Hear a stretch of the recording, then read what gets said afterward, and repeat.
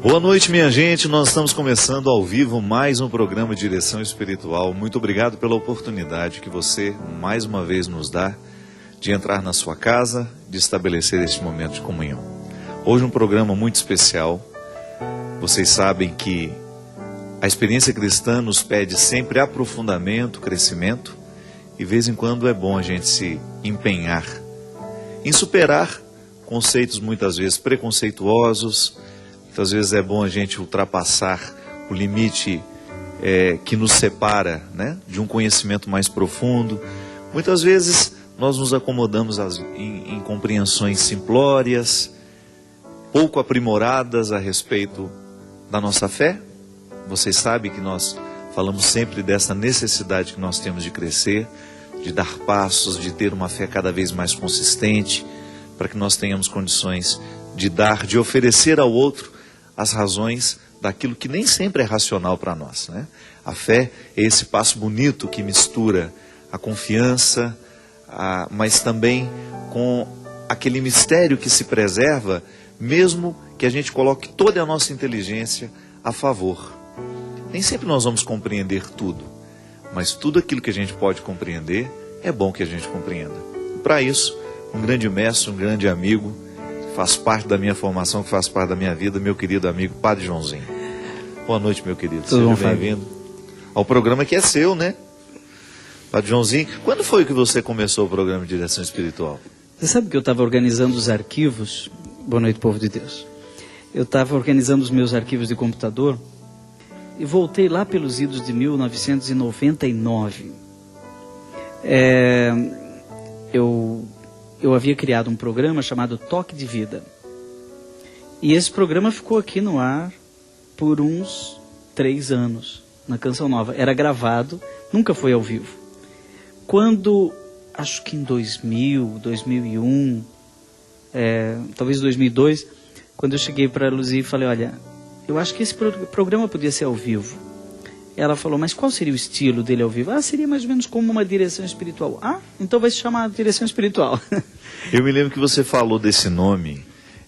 A gente tinha terminado de almoçar, a gente tinha mania, né, de almoçar e sair andando ali pela lateral do refeitório, então, até chegar no campo, né, lá no nosso conventinho. E eu me lembro que você, numa daquelas saídas nossas ali, eu era estudante ainda, você me falou desse título genial, né? O povo precisa de direção espiritual. E a oportunidade de explicar o que significa isso, né, padre? Porque a expressão direção espiritual, muitas vezes, ela estava enclausurada, né, dentro de um contexto de vida religiosa, e o povo quase que não tinha o conhecimento de que ele tem o direito de ter e de viver essa experiência tão saudável que é a direção espiritual. E na verdade muita gente pensa que direção espiritual é ter um diretor que dirige a minha vida. Na verdade, direção espiritual é um processo acompanhado de descobrir a direção do vento. Como os índios costumam fazer, quando os índios e o povo do interior, quando querem saber a direção do vento, não sei se você já fez isso lá em Formiga, quando criança, molha o dedo e faz assim até encontrar de onde o vento vem e para onde o vento vai, né? E para quem trabalha na roça, isso é muito importante. Para quem trabalha na pescaria, não é? Saber se naquele dia ele pode, se o vento vai levar ou não vai levar o navio, o barco.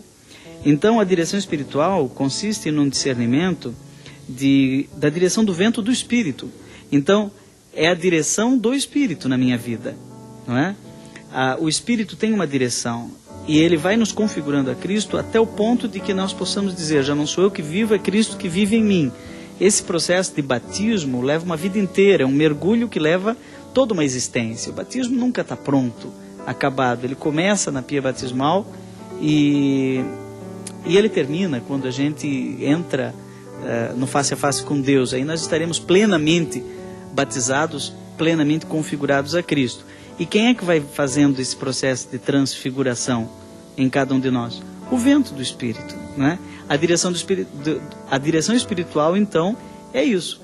Por isso, algumas pessoas me questionavam, direção espiritual se faz lá na paróquia, com um padre dentro de uma sala reservada. Realmente. Isso é o ideal, né? Que nós não podemos tratar aqui. né? Claro. Você já teve várias que eu já ouvi, eu já falei isso aqui.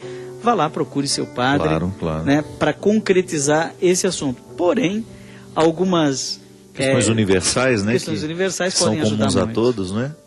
Porque é interessante, padre, como o cristianismo, sobretudo dentro deste contexto de igreja que foi crescendo, quando nós tínhamos muito poucos padres, e assim é a nossa situação atual, né? Poucos padres para muitos fiéis, o povo acabou se esquecendo do direito de ter essa audiência particular, vez em quando, com o seu confessor. E lembrando que direção espiritual não é confissão, né? Tanto é que na confissão a gente não pode tratar muitas vezes as questões de direção espiritual, porque o padre precisa comentar. E na confissão não, é acusação de pecado. Mas o povo se limitou a ir procurar o padre muito mais para a confissão dos pecados e muito pouco para a direção espiritual, por causa da própria dificuldade que os padres tinham e têm de atender tantas pessoas necessitadas dessa direção, né? É verdade, é bom distinguir direção espiritual de confissão, porque a matéria-prima da confissão é o pecado, não é? Claro, dentro de um horizonte de vida, um horizonte mais amplo, dentro do contexto da minha vida, tem o aconselhamento, só que nós não podemos esquecer de que a confissão é uma celebração, é uma liturgia. É um sacramento, né? Um sacramento. Tem ritual, né? Tem um ritual, né? Muitas vezes nós esquecemos isso na confissão individual, né? Mas tem liturgia da palavra, né? A palavra de Deus tem que estar ali presente. E tem um tempo também, né? É simples, é breve. O perdão de Deus é um abraço. Aquela história do filho pródigo que chega, ele vai tentando decorar a confissão dele no caminho, né? Pai, pequei contra o céu e contra ti. Parece confissão de primeira comunhão, né? A gente decora 5, não sei se aquela ansiedade, né? Com um papelzinho na mão. Eu fiz isso, falei que Padre falei Antônio Tamazia, né? O primeiro professor. Ah, é? Foi. Aí você chega, fala aquilo e o pai parece que nem ouviu o pecado. Acho que a coisa que Deus mais tem dificuldade de ouvir é pecado, né? Então ele se apressa em abraçar, já manda tomar banho, pôr um anel no dedo, roupa nova, e vamos para a festa. Isso é uma liturgia, a história do filho pródigo é uma liturgia penitencial. Agora, a direção espiritual, ela tem um processo que tem um outro processo diferente, um processo mais catequético do que litúrgico. Então, o que eu observo é que tem que ter um orientador espiritual, tem que ter um diretor espiritual que faz o contraponto. Ninguém consegue se perceber em tudo, né? Todos nós temos um espaço de cegueira pessoal. A gente não consegue enxergar certos lugares da gente. Eu não consigo enxergar as minhas costas, né? Mas se eu fizer assim, você vai ver as minhas costas. Assim eu também tenho espaços de penumbra existencial que eu não consigo ver, mas o outro me ajuda a enxergar, né? E diz, olha, pode ser até que você não seja, mas as pessoas estão vendo você assim, né? E uma outra coisa interessante é que quando isso dura um determinado tempo, o diretor espiritual vai fazendo com a gente, e a gente com ele, aquela brincadeira dos pontinhos. Não sei se você já fez isso, é que tem o número 1, 2, 3, 4, você não sabe o que é aquilo, é um monte de pontinhos dentro de uma... Toda criança fez isso na escola. Aí você pega o 1, junta com o 2, e com o 3 ou com o 4. E vai ganhando uma forma, né? Aí no final você vê que aquilo é um elefante, né? Mas quando era um conjunto de pontinhos, não tinha nenhum sentido. A vida da gente, às vezes, tem a dinâmica da enceradeira. A gente fica girando e não sai do lugar, não é? A gente anda meio que em círculos, não tem uma direção, uma terra prometida. A gente não está caminhando em direção a uma promessa. Isso vai dando uma certa náusea pessoal. A gente não tem a sensação de que não está saindo do lugar. Por exemplo, eu escrevi essa semana para Canção Nova, para o portal de formação, um artigo sobre como eu faço para descobrir a minha vocação. Nós temos um mês vocacional. E tem muita gente que chega aos 25, 30, 40 anos e ainda não conseguiu decidir qual é a direção que vai tomar a sua vida, né? Continua na casa dos pais, não casou, não optou por uma vida consagrada, não entrou numa comunidade, não entendeu? E está lá girando em círculos, mudando de emprego a toda hora, né? Tem gente que tem vocação para ser enceradeira, então, né? Roda, roda, roda e não vai a lugar nenhum, né?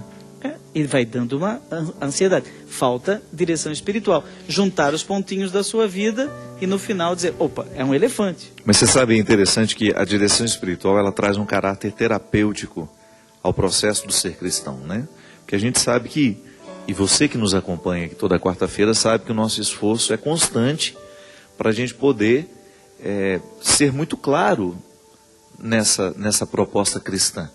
O que o cristianismo deve provocar em nós? Né? Um novo jeito de pensar, um novo jeito de agir. No nosso Kairos agora de domingo a gente pregava justamente sobre isso. Uma maneira especial de tratar as pessoas que vivem com a gente, é uma maneira cristã. Inclusive eu quero me retratar.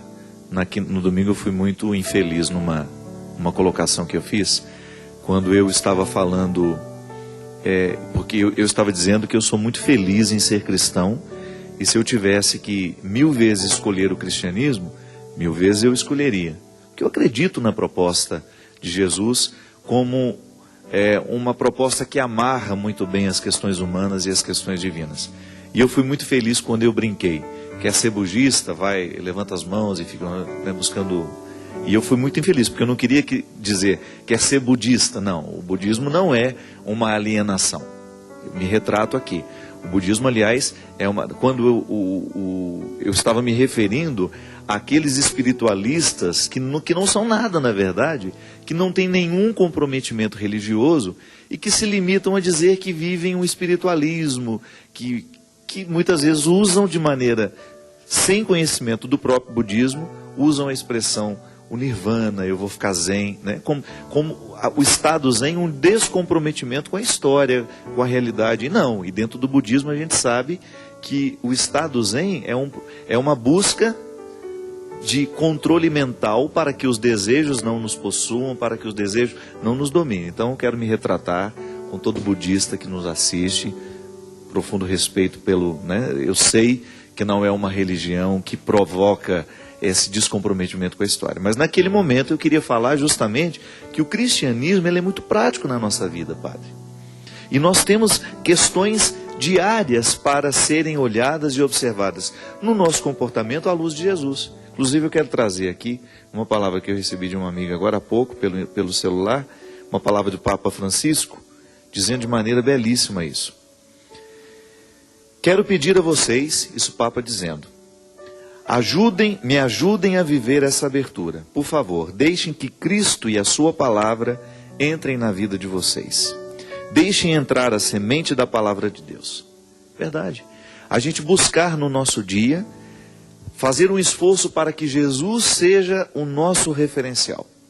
Tudo aquilo que nós precisamos mudar em nós observamos em Jesus. E a direção espiritual é uma oportunidade que a gente tem de identificar em que processos nós estamos dessa transformação. Essa questão que você colocou do budismo é fantástica. Eu leio, releio, trileio e aconselho a todos que ainda não leram que leiam o livro de João Paulo II, Cruzando o Limiar da Esperança. Fantástico. Está publicado com esse título aqui no Brasil. Ele parte do princípio que as sementes do verbo foram espalhadas, como diz o padre Marcial Massaneiro, pelo vento do Espírito, por toda a terra. Não é? As sementes do verbo de Deus. Este verbo que se fez carne e habitou entre nós, ele tem sementes espalhadas na terra inteira, mesmo nos lugares... Que a Igreja Católica não pode controlar, né? Não pode Isso controlar. Isso é fantástico.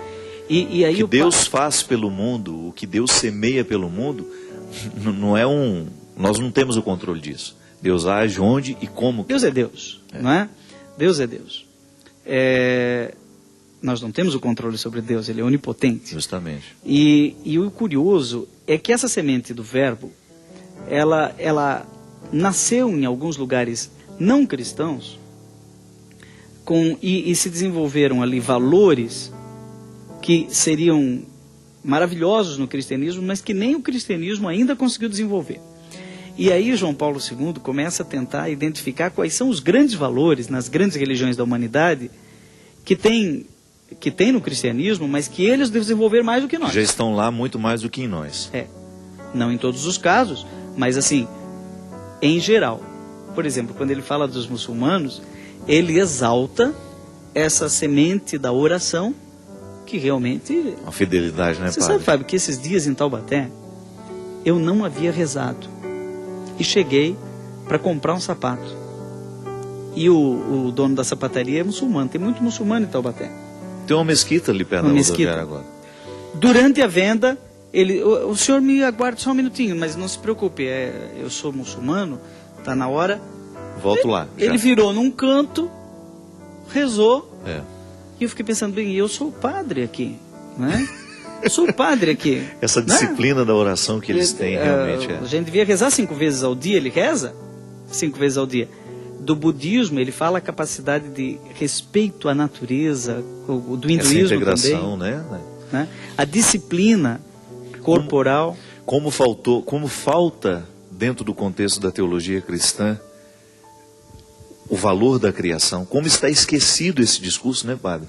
Como nós deixamos de falar como padres, como nós deixamos de refletir o pecado contra a realidade criada. Durante muito tempo nós escutamos falar do pecado da sexualidade, e isso polarizou tanto o discurso religioso que nós nos esquecemos de falar que jogar um lixo no rio é pecado. Nós estamos pecando contra a preconceito em relação ao natureza. shintoísmo, Fábio. Isso que você falou, eu fui muito feliz também muitas vezes com relação ao shintoísmo. Pura ignorância da minha parte. A população do Japão é praticamente toda ela shintoísta. Você já esteve no Japão? Já estive no Japão. A cultura shintoísta respeita a todo lugar que é fonte de vida. Então, por exemplo, onde tem uma fonte, aquilo eles preservam. O Japão foi um lugar que mexeu muito comigo, porque eu pensei, gente, aqueles não são cristãos, e a gente identifica o tempo todo os valores cristãos, na maneira como nós somos recebidos, né? A reverência que um japonês tem pelo outro, pela pessoa do outro, a maneira respeitosa, o papel do silêncio para ouvir, o silêncio para ouvir, respeito à experiência do idoso. Eu me lembro que nós tivemos um estresse lá na hora do embarque, e a pessoa que estava comigo ficou muito nervosa, assim, porque tinha dado uma coisa errada, e o motorista que tinha sido culpado pela grande confusão escutou um monte de coisa do meu amigo brasileiro, que estava muito irritado. E eu fiquei impressionado. Japonês? Ele era japonês. Não, o meu amigo não. Meu amigo brasileiro. Não, esse motorista. O motorista era japonês. Se você visse a postura dele de ouvir aquele discurso todo irritado, meu amigo, e ele naquela serenidade, padre, ouvindo aquelas palavras, ou ele parou, ouviu, mas aquilo você parecia que ele estava com uma capa de chuva, que o ódio não entrava nele. Sabe, ele com aquela cara assim, concordando com tudo que estava sendo falado, estava sendo dito para ele em inglês. Eu só percebi que meu amigo estava muito bravo. Mas eu identifiquei que naquela postura existia uma maneira de ser cristã que eu não consigo viver, mesmo professando Jesus todos os dias na minha vida. E eu comecei a ter tanto, eu sempre já tinha um respeito pelas outras religiões, e eu acho que isso é fundamental para quem é cristão. Nós precisamos sim ter um amor ao outro, no contexto das diferenças, no contexto do respeito. Mas eu fiquei impressionado de ver como o Japão me fez bem observar que lá existem valores tão incorporados, naturalmente vividos e experimentados, que parece que nós estamos... Agora deixa eu dizer para aquele que está nos ouvindo, que vai gravar esse programa, e vai colocar no YouTube, picotar todo, seja honesto.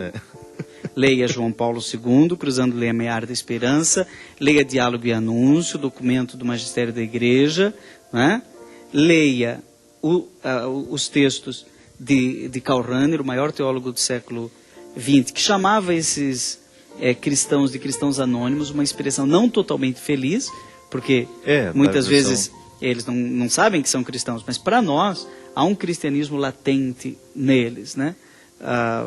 E aqui a gente teria exemplos e mais exemplos sobre isso. E a gente pode até tocar numa questão que ficou foi muito falada em outros tempos, né, em outros momentos, inclusive um texto seu escrito em 2009 ajudou muitos cristãos que estavam em dúvida a respeito do próprio termo, fora da igreja não há salvação, né?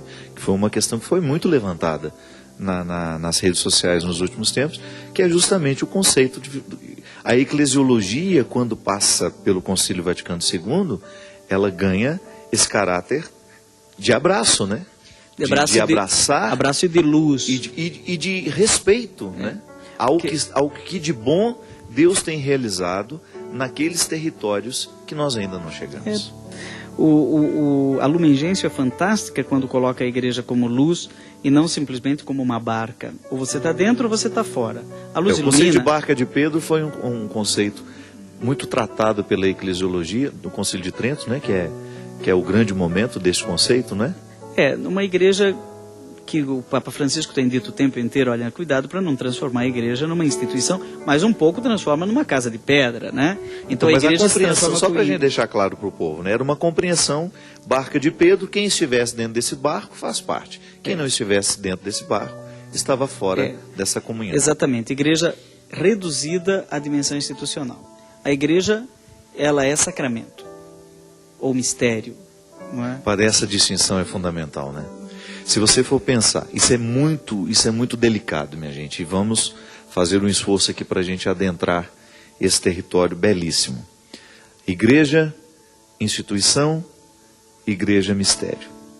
Essa presença do Espírito no mundo, enquanto um mistério que a instituição não pode, de maneira nenhuma, ter a pretensão de dizer que controla. Acho que Pedro tinha isso, fala-se de barca de Pedro, mas acho que Pedro tinha clareza dessa ideia da igreja como luz, porque aquela ideia dele que diz que existem alguns que procuram Deus às apalpadelas. Isso para mim é muito eloquente. Eu acho que em todas as religiões da humanidade existem sementes da verdade, sementes do verbo, só que a luz está numa penumbra. Nós acreditamos que Jesus é a luz, o caminho, a verdade e a vida, não um caminho verdadeiro para a vida. Porque aí nós cairíamos no relativismo. Temos vários lados para subir numa montanha. Você pode subir pela via budista, você pode vir pela via cristã. Não, nós não acreditamos nisso. Nós acreditamos que a verdade tem nome, tem rosto e se chama Jesus de Nazaré. Agora, esta verdade está presente também em outras religiões, ainda que não saibam, não é? Mas eles estão procurando as apalpadelas, como diria Pedro. E qual é o serviço da Igreja Sacramento? Lumen Gentium, luz dos povos. É colocar luz. É o serviço que, muito mais pelo testemunho, pelo serviço, do que pelas palavras. O Papa Francisco, agora na Jornada Mundial da Juventude, ele evangelizou muito mais pelos gestos, né, do que pelos sermões. Com certeza. A delicadeza dele com as pessoas. Posso entrar? A maneira como ele abordava, né, a maneira como ele chegava, a maneira como ele olhava para as pessoas. Isso foi naturalmente evangelizador. É a cultura que ele chamou cultura do encontro, não é? No diálogo interreligioso, isso já está nos documentos da igreja. A gente sabe que o diálogo é salvífico. Ou eu estou aberto ao diálogo e sou também canal de salvação, né? Ou não. Ou eu quero crer que as pessoas se salvam pela crença em algumas verdades. Mas nós temos uma fé que não se reduz à crença em verdades. A fé não se resume à fé em que? Nós acreditamos em quem? Claro, né? Claro. Quer dizer, a nossa fé é a adesão a uma pessoa. Isso está, agora estamos aí no ano da fé, né? Está indo para o final, é bom deixar bem claro. E uma pessoa, né? Uma experiência que não permite que em nós o ódio permaneça, né, Padre? Eu acho que o essencial da nossa experiência com Deus, o grande fruto que o cristianismo precisa provocar em nós é justamente nos tornar cada vez mais território do amor, da misericórdia, do encontro, como diz também o Papa Francisco, que em nós e a partir de nós o mundo possa se encontrar, né? Então fique muito atento, você que gosta de defender a sua fé, e é bom que você defenda, é bom que você conheça a sua fé. Nós falamos isso no início do programa. Mergulhar no mistério do conhecimento do nosso cristianismo, do nosso catolicismo, você conhecer um pouco de teologia, você fazer um esforço para estudar o catecismo católico, para você conhecer os argumentos da sua fé. Mas que no momento que você tiver que argumentar, que no momento que você tiver de se posicionar para defender o que você crê, que você não se desprenda da sua responsabilidade de amar. Porque assim Jesus resumiu a questão. Deus é amor. E o nosso amor humano, muitas vezes machucado pela nossa vaidade, pela nossa prepotência, ele precisa ser convertido. Então, quando nós vamos argumentar para defender o que nós cremos, para fazer com que as pessoas possam entender o que nós queremos dizer, ou até mesmo para fazer uma correção, que permaneça então a nossa caridade, que é o maior de todos os...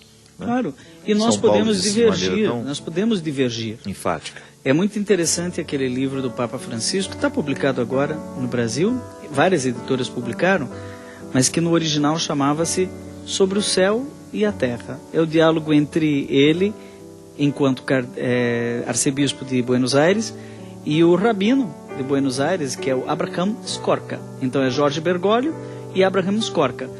E o interessante é que o livro foi um fruto de um diálogo, é um exercício de diálogo entre dois líderes de duas religiões diferentes, o cristianismo e o judaísmo. Em nenhum momento eles perdem a cordialidade, a elegância, não é sempre que eles concordam, nenhum dos dois abre mão de suas verdades essenciais, seus pontos de vista essenciais, o Bergoglio em nenhum momento, mas o diálogo leva nitidamente os dois ao crescimento. Então, logo no início, os dois dizem, aqui está um exercício de diálogo. E o livro foi feito para ajudar a reconstruir a sinagoga de Buenos Aires, que havia sido alvo de um ataque terrorista. Então, você veja, é um diálogo frutuoso. Com certeza. Ele disse que ficaria só o primeiro bloco, mas é mentira. Nós vamos segurá-lo aqui mais um mês, que ele não pode ir embora mais, que ele vai se comprometer em ficar.